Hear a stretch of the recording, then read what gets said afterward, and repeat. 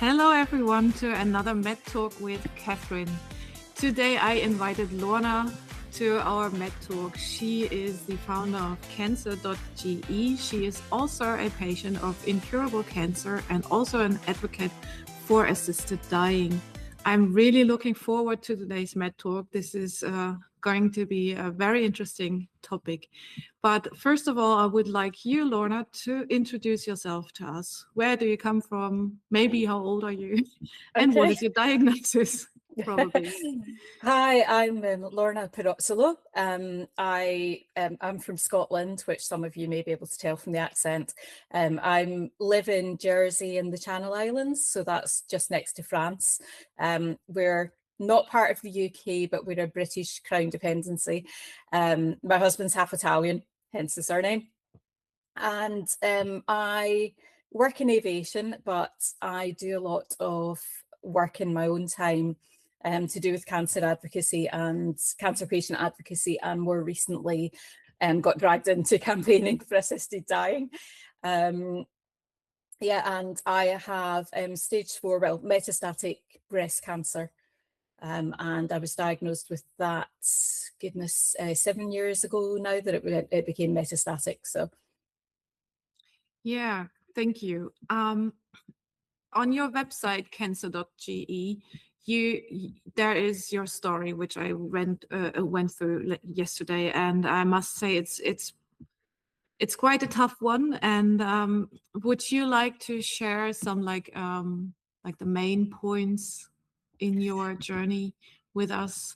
It's been quite a while, and hearing that someone has like stage 4 cancer, everybody thinks, oh no, this is going to be the end. Obviously you're here, you're alive. Would you like to tell us a bit more about your journey? Yeah, so in 2018, I was 41 years old, and I found a tiny lump just under my left nipple. But that was, I'd spotted like don't know what you'd call it. I spotted almost like a flattening on the underside of the breast, just as I was getting changed. And funnily enough, I'd come back from celebrating leaving my job. we were out celebrating that I was finishing up. And I spotted just a flattening, and then I tried to talk myself out of it because it was almost imperceptible. But then my logic side, I'm a mathematician, and my logic side kicked in, and I thought, no, I'm changing the same way every night, and I've not spotted this before. So the fact that my mind's been drawn to it, something's up. So I did my self-exam. It was an unusual time. I usually just do it monthly. This was kind of in the middle, and found this tiny lump, and immediately had a panic attack. And I think my brain then went through the past few years where I was apparently a healthy person, but if I got any kind of mosquito bite, I would develop cellulitis and end up in hospital. If I got a cold, it became a chest infection and pneumonia. So my body, it sort of, I think my brain knew, your body's been fighting something. And actually the GP couldn't feel that lump, and that lump disappeared 2 weeks later. But I think just my presence when I went in, she knew, and she just referred me straight to the breast clinic. And then it turned out, I think it was 3 centimeters, the actual lump, but you couldn't feel the actual lump. So. Yeah, because the lump was too deep in, I guess. It's I think it had feathered the edges of it. I think it had feathered into the tissue, and we know now my family's got a BRCA2 mutation. So not only was I young, which makes your breasts more firm, the BRCA2 mutation makes them more firm as well. And I think it had just feathered into the edges. It was after my first chemo, within a week, the chemo was obviously eating away at the edges first, and then all of a sudden I could feel the lump. It was quite strange. Oh, really? That is strange. Yeah, that is interesting. You just mentioned the BRCA. Would you like to tell us a bit more about it for those who haven't heard that before? Because I think this is one of the main things we should enhance here for people to get aware of it. Yeah, so we all have a BRCA1 and a BRCA2 gene, and they're named because they are known if you have a mutation on them. So it's literally breast cancer, BRCA1 and 2. And it's known that if you have a mutation in those genes, which are tumor suppressor genes, that you have a higher risk of certain types of cancer, but largely the main ones, breast cancer and ovarian cancer, and prostate cancer for men, I think, as well. And I think my mum had breast cancer twice, once when she was 42, and then again in her early 60s. And so we knew there was something going on. But we weren't eligible as a family for genetic testing because we've got a very small male-dominated family, so nothing else had shown up. So when I got it young, that made the family eligible for testing. And my issue is that I've got an identical twin. so, Yeah.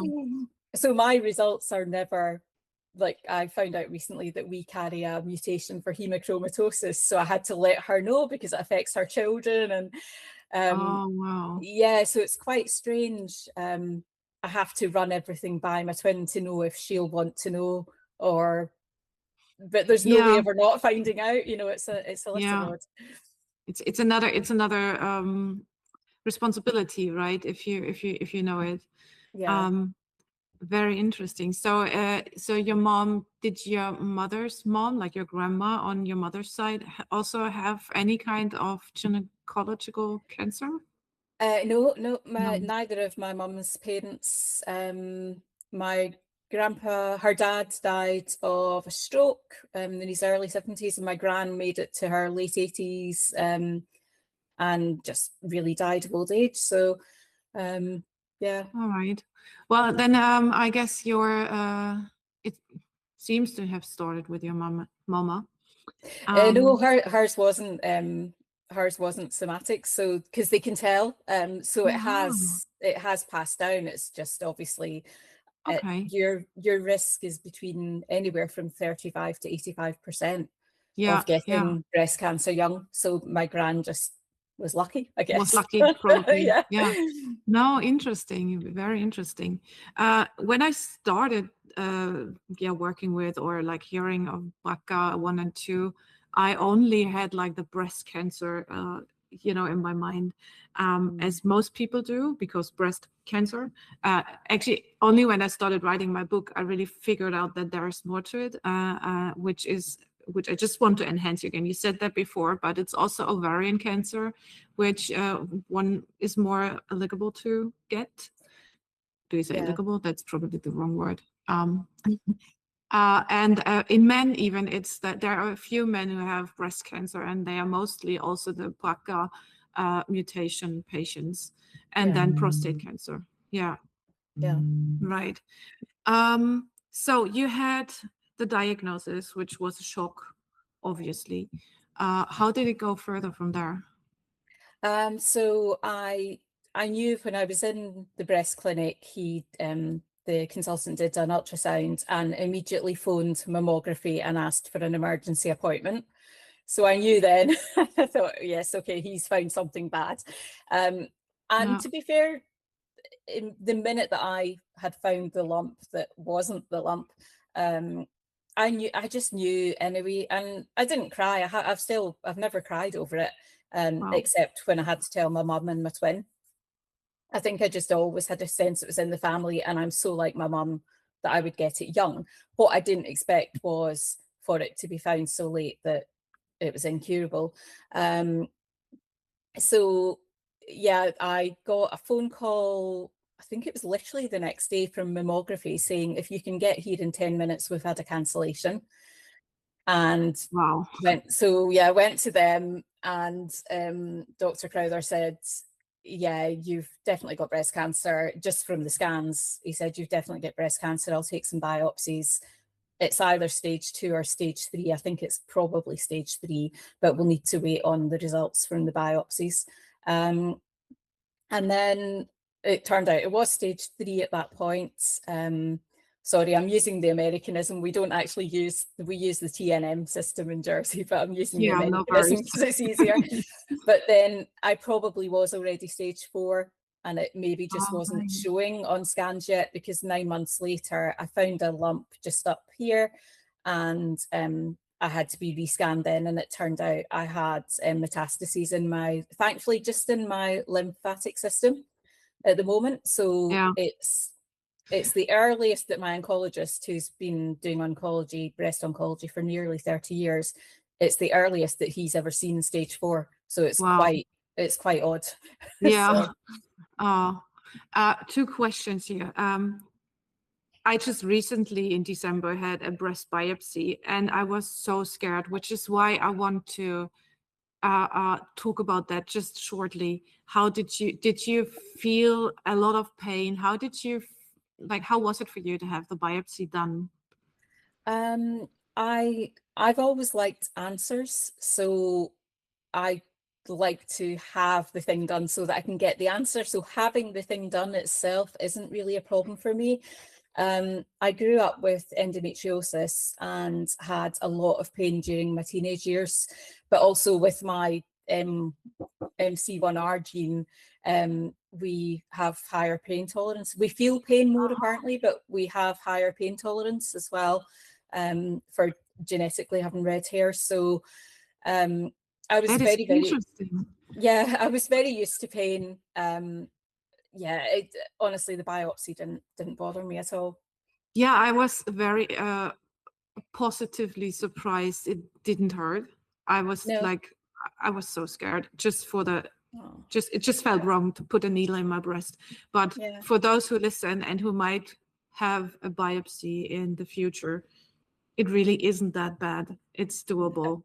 Yeah. No, Yeah. it's fine. And actually inside the breast itself, that's largely just glandular and fatty tissue. So you're not really getting, you know, Yeah. sort of any nerve from that, you know. So Yeah. Yeah. No, really, it for me it's important to share this because maybe you can help someone to take the anxiety. Secondly, you jumped to the lymph node. I wanted to know you were actually willing to have a double mastectomy done, but this wasn't possible. Would you like yeah. to tell us why this happened? So I'd had to go straight on to chemotherapy because I was already stage 3. So it was chemotherapy prior to mastectomy. We had the genetic test, but the results didn't come back till the day before my surgery. And I'd been through a lot with the chemotherapy, I'd lost a lot of weight, I was quite weak. And the surgeon he said he wasn't really happy putting my body through the bilateral mastectomy. But if the genetic mutation test came back positive, he would. However, the test came back the day before and it was too late to change the surgical schedule.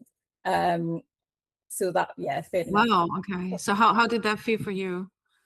It's slightly annoying for me. So I have a form of OCD that's symmetry OCD. And I was actually very lucky in that my breasts growing up, they were always symmetrical. I know not people have different sizes, but mine were the same size. And yeah, so it's really difficult, the fact that they're not the same now. And also they feel different because one's entirely silicone now. And yeah, I had to have my nipple removed because the chance of necrosis was so high. And yeah. So it's difficult. I don't really look at myself now, so I would like to have had them done together. Yeah, I understand that, especially OCD, having OCD, and then I really understand that. Did they do the reconstruction in the same operation as they did the mastectomy? Yes, they did. Yeah. So you never had the complete flat breast.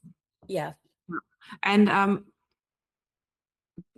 not sure if I remember right, but wasn't the first, like, the cancer was on the left side, right? Left side breast.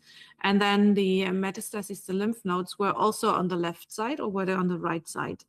No, they're on the right side. Well, they're spread across my upper chest, across to the right axilla, so the armpit. So that's what makes it metastatic. It's no longer in the location of the original tumor. Yeah. So this is the difference between stage 3, that it is like on the same region, and then stage 4 spreading. Yeah. Right. Also a very important information for our listeners. Yeah.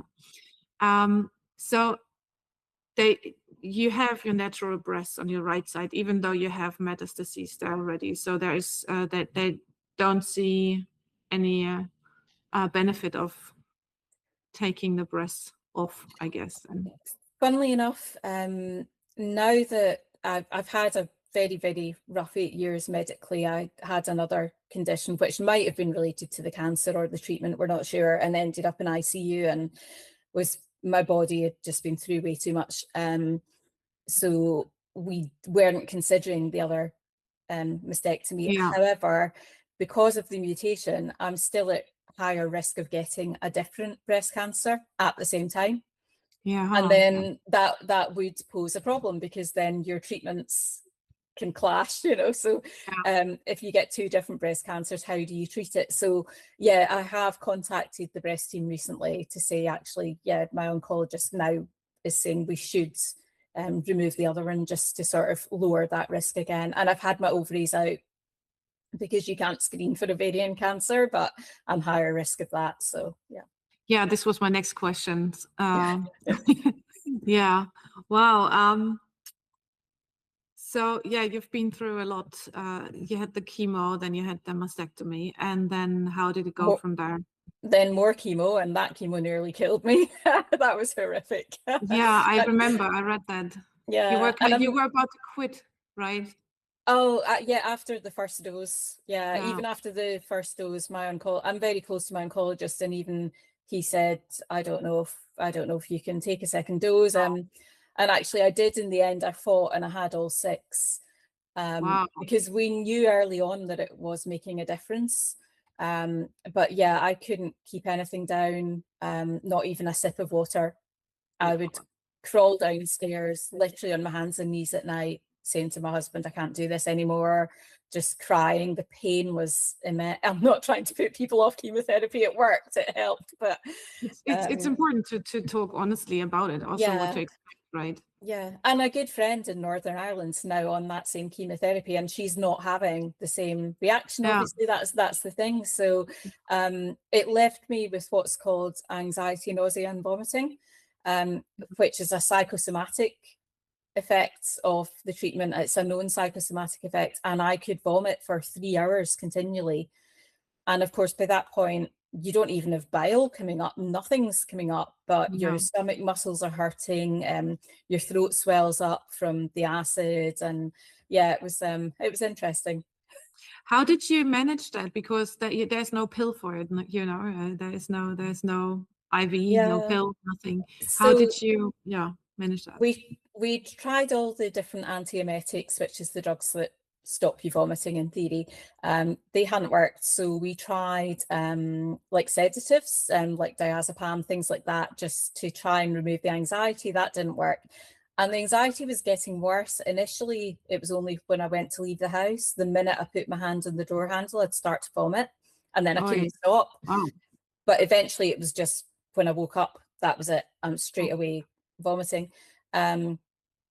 So it was Macmillan over here, Kate Fitzpatrick, who works for our Macmillan, said, have you spoken to palliative care? We had a palliative care doctor who actually was my oncologist's wife, is my oncologist's wife, who does guided hypnotherapy. And yeah, that really worked. So I still listen to it. I have 2 recordings of her on my phone. If I feel the anxiety coming up, I just go lie down, listen to it. And it took time, obviously, and there was points where I was listening to it twice an hour. But yeah, it worked. So yeah, it's not, I can't say I'm over it. I can still get caught out. But yeah, it's largely a lot better.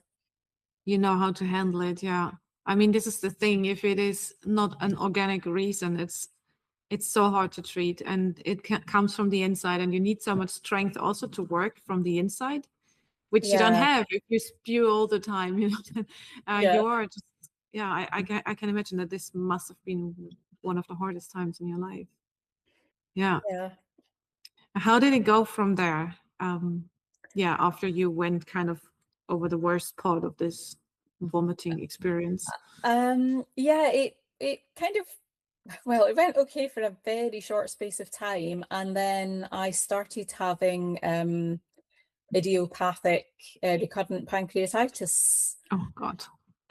Which went on for best part of 3 years. Initially, I was being admitted roughly every 6 weeks to the hospital with it, because the pain, they did give me morphine to take at home, but frankly, morphine doesn't touch it. But it lowers my blood pressure very quickly, so it's not good. Yeah. And I hate it. It makes me feel ill for days afterwards. Yeah. Yeah, so, and then one of the cases when I was admitted, which unfortunately was during COVID. So normally I was being taken away in an ambulance because I was told it wasn't safe for anyone to drive me. I couldn't be seat belted in. I was Yeah. riding too much. And so they always said, call an ambulance. But I usually would come back in about 12 hours. They'd stabilize me in hospital. All they do basically is rest your pancreas. So I'd been coming back, and then there was, just at the start of COVID, when you weren't allowed to take MD into hospital with you, I had my worst case yet. And when I say worst, it's if you ever look at Markovsky, there's a objective pain scale that a patient who suffers a lot of pain wrote, and it's very, very good actually. And 10 out of 10 pain obviously is literally the pain alone is causing you to go in and out of consciousness. Yeah. And that was what I was having. It was genuinely unbearable, even for 20 seconds, never mind hours.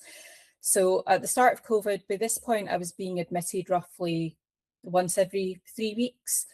And this time I didn't come back. My husband, who couldn't come with me, but expected me to return home the next morning, got a phone call. We chatted about this the other day. He got a phone call about 1 a.m. saying we've had to put her in a coma. She's in ICU. We're not sure if she'll make it through the night. And weirdly, six nights later, still in ICU, they still, I think I did 5 surgeries. Obviously, I don't, it's very weird because I've got no memory of it, but Yeah. I think they told me I did 5 surgeries. My abdominal cavity was completely full of bile. Something had leaked. So I had peritonitis as well. And I think they kept trying to bring me out of the coma to see what my pain level was, but then just had to put me straight back in. And yeah, I just didn't come home. And I think after a week in ICU, they snuck him in the middle of the night. He is a chemist. He knows about, he's also very, very intelligent, but he does know about sort of viruses and infection control and all these things. And by this point, I was the only person in ICU. And so they snuck him in full PPE to see me because, again, they didn't think I was going to make it out. Yeah. And then the next morning, I weirdly kind of turned a corner. And I ended up then on a surgical ward for 10 days with a feeding tube. Yeah, it was interesting. I guess you were still very weak from the chemo because that hasn't been long ago, right? It hasn't been a lot of. No, I was still quite weak from I was on immunotherapy by this point, which I'm still on now. But yeah, my body was still quite weak from the chemotherapy. Yeah. Yeah, I can imagine. Oh God, and then going through such a difficult time. Yeah. Yeah. How did that go? Like you woke up and then you slowly process got better and. Well, yeah, it didn't. I had another 2 years still of recurring pancreatitis. So by the end of it, I was being admitted at least twice a week. So it really didn't have a life. I was living my life in fear. I lived every minute just waiting for the pain to start. Yeah. And I was still going to work and trying to enjoy life, but actually at the back of my mind, it was always just waiting for the pain to start. And actually I'd planned this, sorry if this upsets anyone, but actually I'd planned my suicide. Yeah. Because it was becoming so frequent and you can't live like that. And it's not that I'm depressed, or it was just a completely logical decision. I cannot live like this. Yeah. And they kept saying there was nothing they could do. And then they decided when I was admitted twice in 3 days, they decided to do what they called a Hail Mary surgery, which was to take my gallbladder out, which there didn't appear to be any problem with. So we did loads of scans and tests, and they took it out. And the year after, so that was only a couple of years ago, the year after, I've still had some bouts of pancreatitis, but not as severe. I just have to ride it out. It's not pleasant. It's kind of about maybe an 8 on the pain scale, so I can't really communicate or anything, but it's only lasting for about an hour. And I think over time, I know now that it's going to stop. So now I just have to ride it out, and it's not fun. However, touch wood, I've not had any since January, and I'm reluctant to say it's gone. But oh, you were brave to say that. but I've not had any since January. So yeah. Yeah. Oh, good. Oh, good Lord. We want. We hope it. You didn't call for it now. Yeah. Yeah. Oh, tough times. Tough times. Really. Yeah. Well. So that's how I ended up involved in assisted dying, funnily enough. Yes, it's So, it's a perfect bridge to the other topic we are. But before we go over to assisted dying, I would like to know, what is the stand with your cancer at the moment? You take immunotherapies? So I've been on the same immunotherapy now for 5 years. That's because my cancer switched. I was estrogen positive and progesterone positive. If people don't understand that, obviously it's quite easy one to look up. But my cancer switched after my first chemo to being estrogen positive, HER2 positive. Mm-hmm. So I take immunotherapy, which is targeted at the HER2 and receptor, and I take tamoxifen, which is targeted at the estrogen. I should by now really have switched on to something other than tamoxifen, but I just said to my oncologist, I'm not willing to learn new side effects I've been through. I just need a break. Yeah, I completely understand that. Yeah. There was one thing that also caught my attention I would like to talk about before we go over to the other topic. You said about your new employer. I just want to give it a moment to praise them. They seem to be amazing. They seem to be amazingly supportive. Would you like to tell us shortly about that too, that story? Yeah, so I'd literally handed in my notice. I was a weather forecaster and meteorologist, and I'd literally handed in my notice, was out celebrating that my leaving date was coming up. I think I still had 2 months to work, and then found the lump that night. So I think because I was already leaving, although I felt okay at that point, because the cancer obviously it's not what makes you feel ill, it's the surgery and the treatment. I got signed off just to try and, because anyway, you have so many hospital appointments, there was no point even trying to continue working when I was leaving. It was a really difficult one. I approached I was moving into aviation, but I'd done flight forecasting before.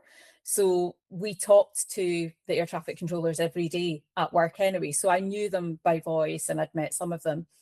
And one of them was going to be my new boss.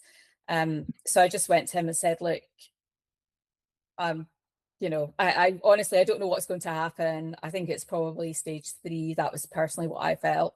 But I have no idea what's going to happen. I hadn't signed a contract yet. And I said, look, if you want to offer the job to someone else. And he said, no, he had breast cancer actually in the men in his family. And he said, no, we still want you. Whatever happens, And literally my first day at my new job was my first day of FEC-T chemotherapy. It was just bizarre. Yeah. So, but they still kept being amazing colleagues, right? And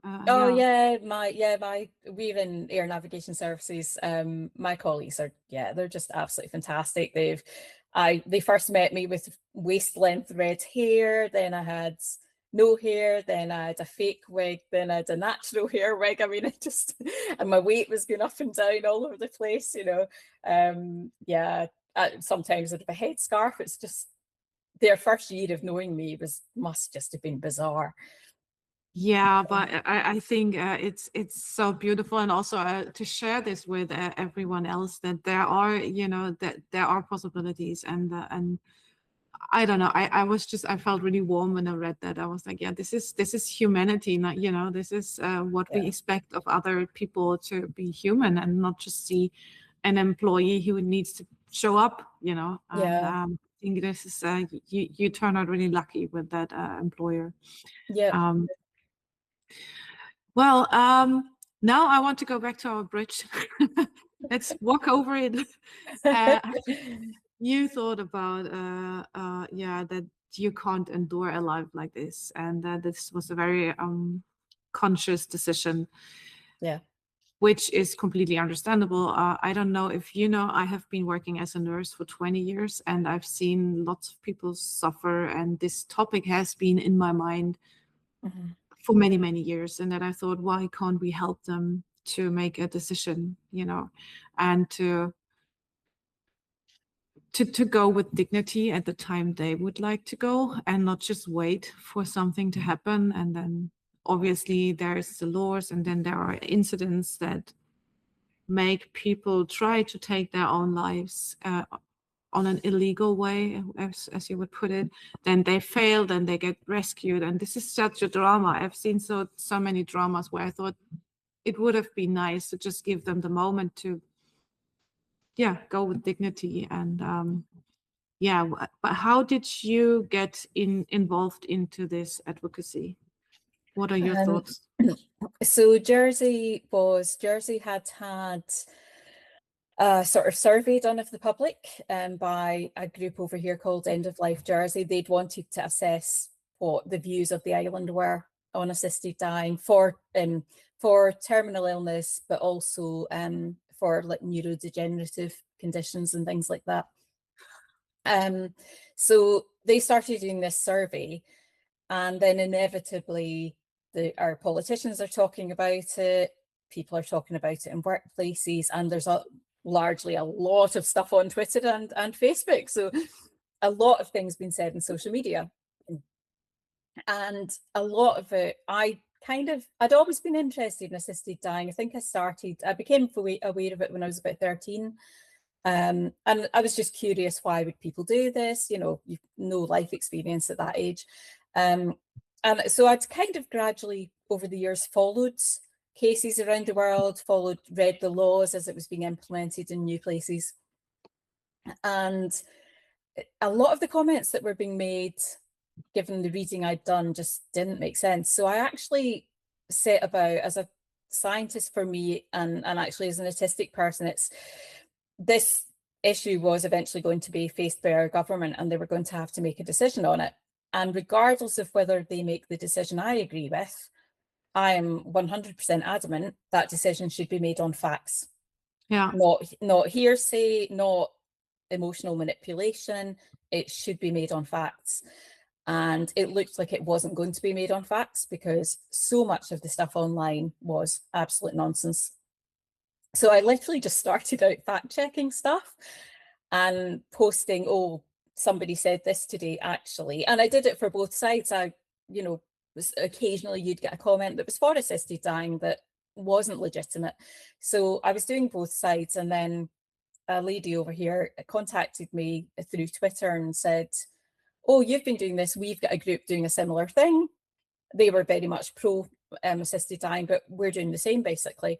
So would you help us out and fill our spreadsheet out of the claims that are being made, and then the evidence that that's nonsense? And by that time, I'd already realised that the large majority of the lies were coming from people who were against assisted dying. Mm-hmm. Yeah. You weren't hearing that many sort of lies or exaggerations from people in favour of it. But some of the stuff being said, especially by a medic over here, who is religious, but maybe doesn't declare that quite as openly as she should. Yeah, the stuff that she was saying. And for me, one of the things that really annoyed me was misrepresenting clinical research. So loading it onto a website, making your little statement as to what this says completely out of context, putting the link for the research paper down the bottom. You know, nobody's going to read it. So of course I read it. And I'm like, and I'm reading them going, actually, that paper would, yeah, that would very much sway you towards being in favour of assisted dying for terminal illness. And I'll be clear, I am only in favour of assisted dying for terminal illness and neurodegenerative conditions like MND. Yeah. Jersey did consider a route 2, which would have been a much wider, broader sort of eligibility criteria. I really feel for those people. I can understand why people in that situation want it, but it's not my experience, and it's not, and I think people with that experience need to take up that fight themselves, and some Yeah. of them did. Also, it would need different legislation. You know, like the Netherlands, obviously, and Belgium allow for mental illness, and people in the UK got up in arms about this, and oh, they're killing mentally ill people, why are they not treating them? And actually, no, the legislation for Wow. their mental illness cases is really strict. So it's Yeah. different to the legislation for their like excuse me, it's different to the No. legislation for their people who are already dying of cancer or whatever, because it has to be. So the minute you include other conditions or situations, you have to write other things into your legislation. You need different safeguards. So yeah, I'm very much in favour for kind of situations like mine and friends, and also neurodegenerative diseases. I think beyond that, I'm not against it, but I think it'd have to be a case by case basis. Yeah. I think that is what it is. By that part, at that point, I would like to tell the listeners here that this is an open discussion. So I would really like to hear what the others here in the room have to say to that, to that topic. I know that Karin comes from Holland, but I don't know, Karin, how much you know about that assisted dying regulations. Otherwise, I did hear from a friend here in Sweden who is from Holland, that she had a friend who was suffering under severe depressions for 20 years. And it was extremely hard for him, but he got to the point that he was admitted to assisted dying. And that was the very first time that I ever heard of a mental illness being the cause. But then on the other hand, if you suffer so much under this, my personal opinion is that a lot of people, kill themselves by, for example, throwing yourself in front of a train. By that, you traumatize other people. And this is not a way of leaving this planet with dignity at all. And I think, as you said, it must be case by case. It's not easy. It's not a yes or no answer, never. And it should also take a lot of time to make a decision. But I still believe that at least it should be an option before you, of course, after all the therapy and everything has been done, everything we can do. So yeah, anybody here in the room who would like to share their own experience or opinions about this topic?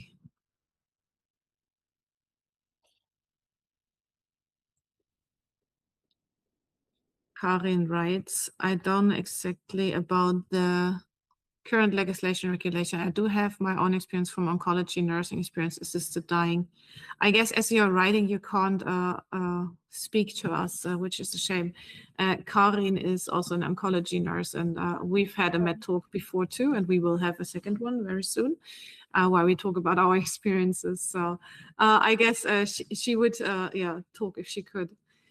Yeah, my friend in the Netherlands actually is a GP and is one of the people who does assisted deaths over there. But obviously, it's not a large number. I think absolute maximum I think he's ever been involved in is 2 a year. And so I spoke to him when I got involved over here about the toll it takes on him. And I think it's, for me, for medical professionals, we need to care for them as well. So the fact that the most he's ever done is 2 a year, I think is his way of managing his own mental health, because even though you believe you're doing the right thing and you're helping the person, it's still going to take a toll on you, seeing somebody go through that and seeing their family and stuff. So but yeah, it's some really good discussions with him.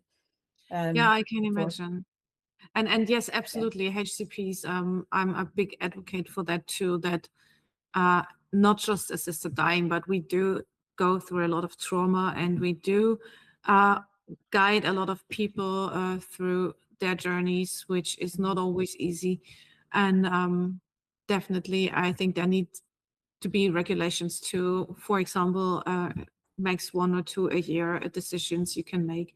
And thank you for pointing that out, because that is something that people often forget, that we are also just human beings with emotions, especially nurses have a lot of emotions very often. And doctors, of course. Yeah, so how is it regulated in Jersey? Is there any regulation at all for you that you come up with? I mean, you would know, I guess. So we were the Jersey as a jurisdiction, I suppose. We have our own government, although we're a Crown dependency on the British Crown. We did it in quite a different way, and it has been praised by other jurisdictions. This was before I was involved with the government side of it. They actually did like a patient's or like a, don't know what, I can't remember what they called it now, but it was like a patient's jury almost. And I think this was the first place that this had been done. And actually Isle of Man, which is comparable to us because it's another Crown dependency, I don't think did do that. And their legislations turned out quite different to ours, and theirs has been rejected by the Crown. Ours is currently waiting for royal assent. Theirs has not been given royal assent because the UK Crown has to sign off our laws. It's all about, even though it's our country and our laws, but so Westminster essentially has to sign off our law. So Isle of Man's has been rejected as it stands just now. They need to go away and work on it. But actually, from what I've heard being picked up about theirs as an issue, ours covers that. You know, we had other countries saying that ours has got some of the tightest safeguards they've seen. I think we also benefit from being a small island with, you know, a lot of people being related to each other, not me because I'm not from here, but, you know, a lot of people, everybody's third, fourth, fifth cousins live down the road. They went to school together. So I think actually we have a natural built-in extra safeguard as well. But over here, we're basically, the island's run by the finance industry. So there's a lot of money, and therefore a lot of people have kicked off about the financial side of it. And, oh, everybody's going to off their grandmother to get the inheritance. And there's no evidence for this globally. We've had assisted dying for 30 years globally, and that can't be evidence. Now, there should be evidence by now if that was actually an issue. Absolutely. But yeah, they just keep coming out with these things that don't make sense. Like globally, most assisted deaths are actually only happening about 2 weeks before the person's expected natural death. So although in Jersey we would be considered eligible at 6 months from death, that would be when we could enter the process, be assessed, they can check if we're mentally competent, etc. So you're not having the assisted death at that 6 month stage. And I sort of looked at statistics around the world and found that, yeah, especially with cancer patients, it's usually 2 weeks from, obviously it's statistics, so some will be a few months, but you know, some will maybe just be a day from their expected natural death. But it is around 2 weeks. You're not actually shortening a life, you are shortening a death, because at that point with cancer, you're already in, I hate the phrase, but the active phase of dying. Your body is already shutting down, and that is irreversible. So, you know, people who think death's a split second, you're alive, then you're dead. You know, I was speaking to a hospice CEO in New Zealand when their law came in, and she's like, no, hospices would tell you that death is a process. For most people, it lasts days, but for some people, it's months. But it is completely irreversible. So you are actually dying. I know you're not dead yet because we consider death this very final point, but you are dying. And not in a way that we would say everybody's dying, because from the moment you're born, you're dying. Your body is actually shutting down. Nothing can be done. So you're shortening death. No, I love that sentence, really. It says it all, actually. You know, I'm just working on editing a book about it's written from it's like a diary written from a girl and a mother, and the girl had a very rare cancer type, and she died when she was 17, and this is a very emotional project. I'm going to share about it when it's done on LinkedIn, obviously. But what I was saying is, at one point the book says, and the dying begins, and then it's another 90 some, not even more than 100 days. But this is like when the girl said, my dying process begins, is when the doctor said we can't do anything anymore. And obviously extremely hard-reaching. But I realized that this is very different for everyone. When does the dying process begin? And this is what you're saying. You are not shortening a lifespan. You are shortening a suffering, probably, and the dying process, which is inevitable. So obviously, this has to be, people have to be sure about this, that there is no cure. You know, I mean, you never know, but yeah, so this is what came to my mind when you said it can be a day, it can be a few days, or even longer. And this was like a bit more than 3 months when she found her final day. And I guess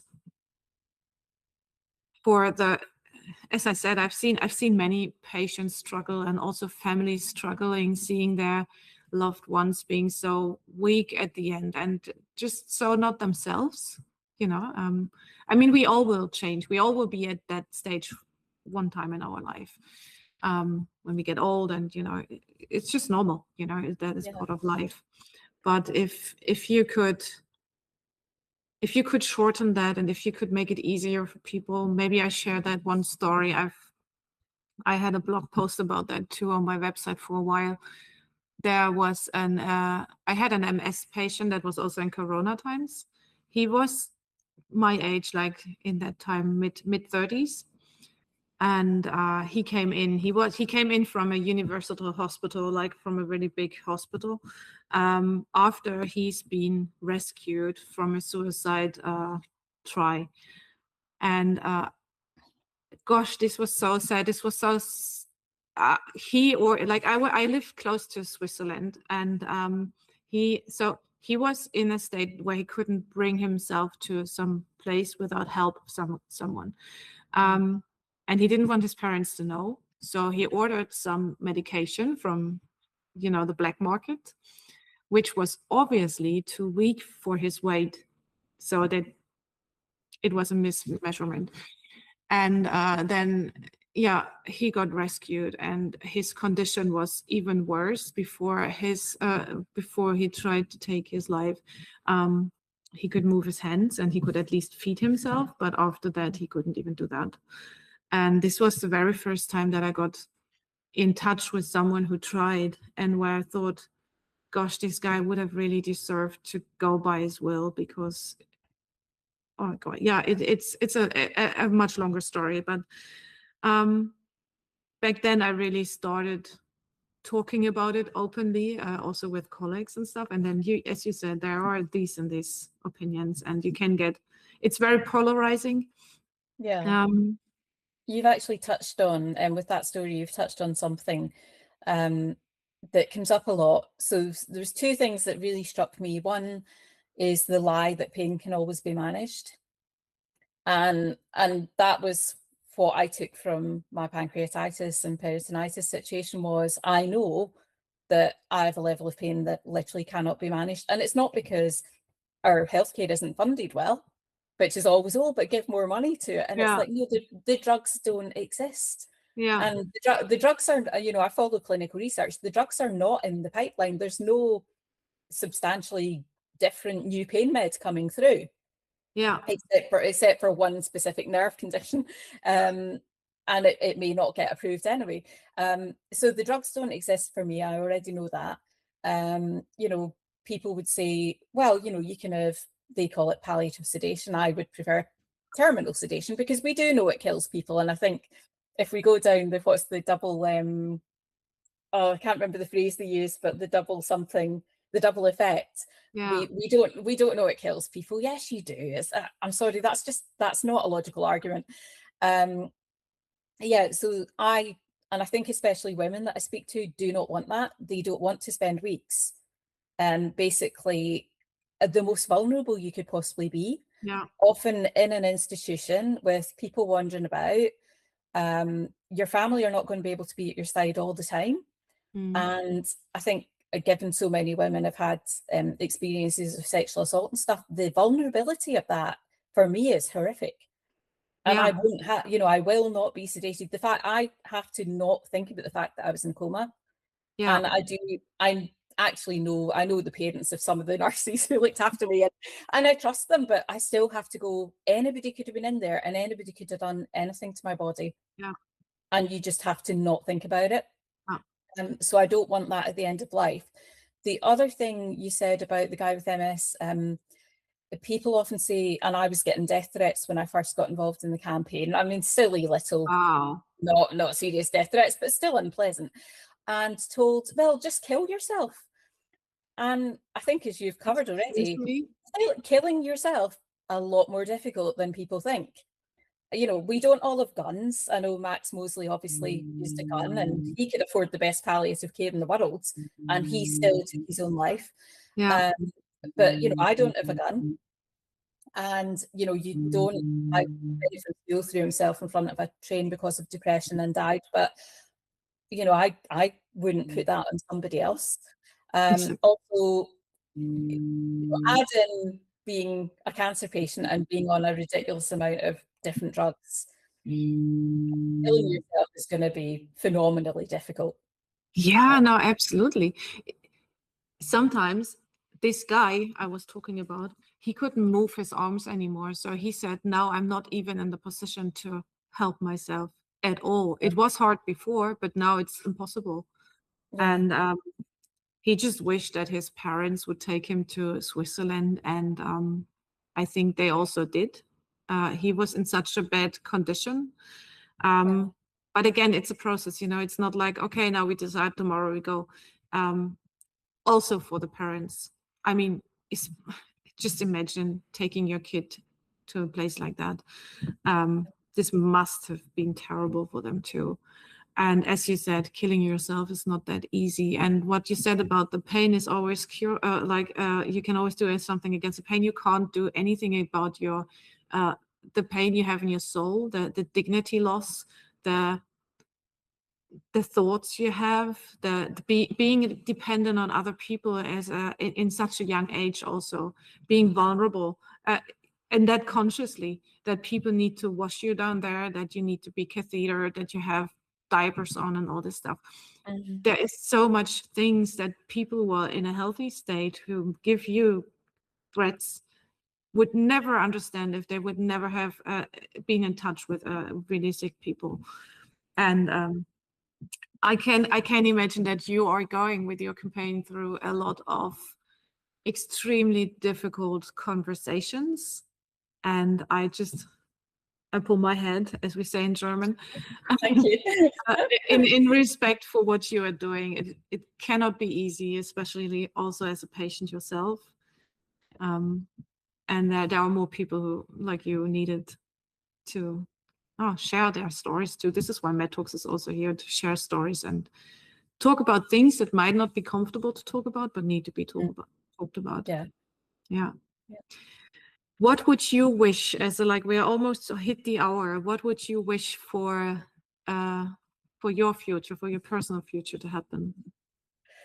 For my future, I really just want as long as possible with my husband, to be honest. I'm very lucky to have found what I think, obviously, no offense to the men on the call, but what I think is the most fantastic man. I think I feel, without being soppy about it, I genuinely feel blessed every day to have him in my life. And I think we've had, 18 years together, and we still never run out of things. I think we're both scientists, so maybe that helps, but we never run out of things to talk about. And he now actually works with me as well. He changed job and he works with me now.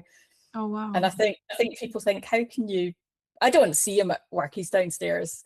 I think people think, oh, your lives are completely intertwined now, but he's my best friend. He's just so interesting and funny, and I'd like as long with him as possible. My main worry about my death is him, but also my twin. And I can't you know, as twins, we tend not to talk about twin death. My twin and I are both happy talking about death in general, but you never discuss the fact that your twin could die, because you come into the world together, and you do, at your core, you expect to go out of the world together. That you are sort of one person in a sense, and it's just not, it's not okay that at some point you will literally be separated by life and death. But yeah, I can't think about that one, to be honest. So, Yeah, don't we don't yeah. need to go down that road. I have one last question for you. As we are talking openly about death, first of all, there is Karin. She thanks you for being so openly sharing your story. And Karin, I will copy that that long comment into the post I'm gonna write, because she wrote quite a long post too. But my question was, how do you have any belief what happens after death?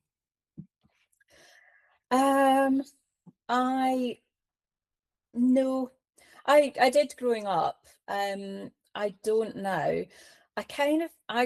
I'm a bit odd, and maybe it's because of being an identical twin, and the weird things that they have discovered in the connections between twins to do with pain and stuff. So I kind of almost feel like we continue to exist in this universe. I almost feel like the conscious, I think it's the multiverse, but it's something to do with the conscious. So I think everybody's conscious kind of remains, even though physically we're not here. Yeah. But for me, the main thing, when I was in ICU, two very, very, very good friends died of cancer. And obviously I could only find out when I was out of the coma. And, you know, I hear them laugh, like our family friend Irene.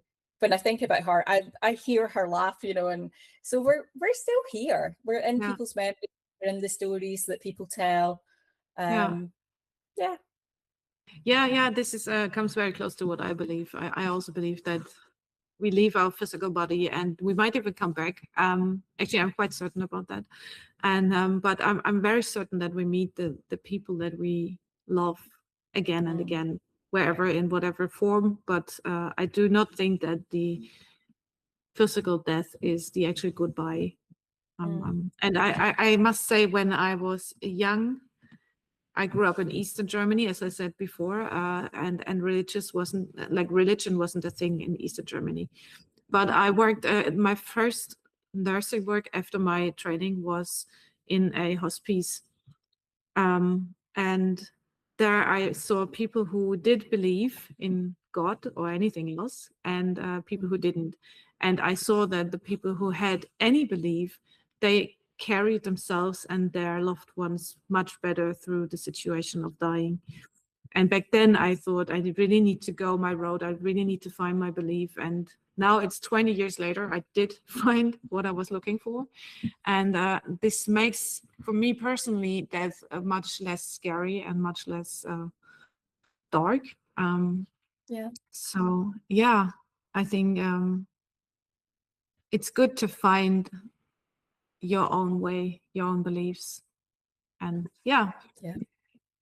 Lorna, thank you so much. Janie also wrote, thank you to all, especially Lorna. There are more honest and open conversations on voluntarism dying to be had, for sure, or definitely.